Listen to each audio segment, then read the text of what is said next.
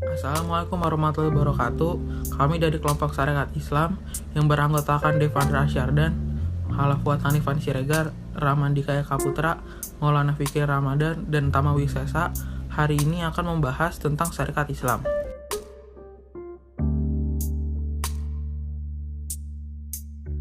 Latar belakang didirikannya Sarekat Dagang Islam tahun 1911 oleh Haji Samanhudi di Solo adalah karena adanya keinginan untuk memajukan kepentingan ekonomi para pedagang Islam di Indonesia. Pada saat itu, para pedagang keturunan Tionghoa telah lebih dulu maju usahanya dibandingkan milik pribumi.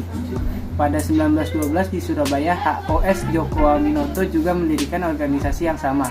Djoko Aminoto masuk organisasi Sarekat Islam bersama dengan Hasan Ali Suharti. Djoko Aminoto kemudian diberikan kepercayaan menjadi pemimpin baru dari Sarekat Dagang Islam. Ia pun mengubah nama organisasi tersebut menjadi Sarekat Islam. Kongres pertama Sarekat Islam dilaksanakan pada tanggal 26 Januari 1913 di kota Surabaya.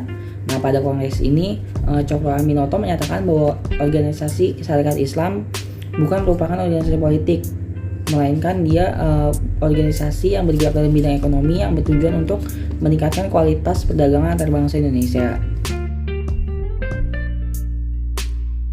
Kongres kedua Sarekat Islam dilaksanakan pada tanggal 25 Maret 1913 di kota Surakarta. Pada kongres ini, Sarekat Islam bertujuan untuk melakukan pemilihan pengurus besar yang nanti akan menjadi Central Committee. Kongres ketiga pada tanggal 17 sampai 24 Juni 1916 diadakan Kongres SI yang ketiga di Bandung. Dalam kongres ini, SI sudah mulai melontarkan pernyataan politiknya. SI bercita-cita menyatukan seluruh penduduk Indonesia sebagai suatu bangsa yang berdaulat atau merdeka. Kongres keempat pada tahun 1917, SI mengadakan kongres yang keempat di Jakarta.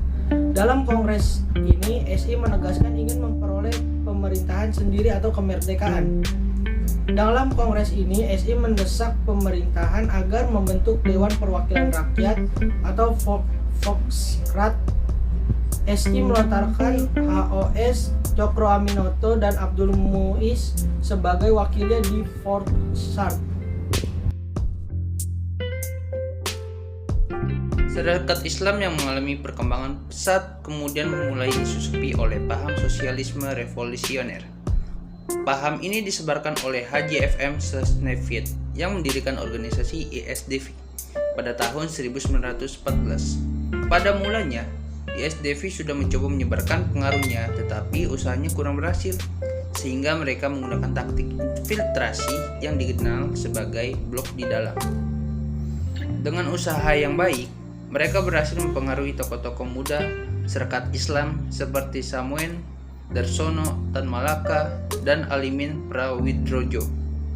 Hal ini menyebabkan Sarekat Islam pecah menjadi Sarekat Islam Putih yang dipimpin oleh HOS Djoko Aminoto dan Sarekat Merah yang dipimpin oleh Samuel. Sarekat Islam Merah berlandaskan asal sosialisme dan komunisme.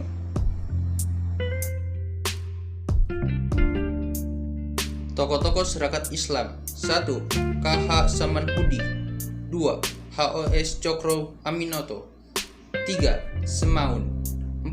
Abdul Muiz, 5. Haji Agus Salim, 6. Suryo Pranoto, 7. Sekar Maji, 8. Alimin, 9. Darsono, 10. Marijan Kartosuwiryo, 11. Tan Malaka.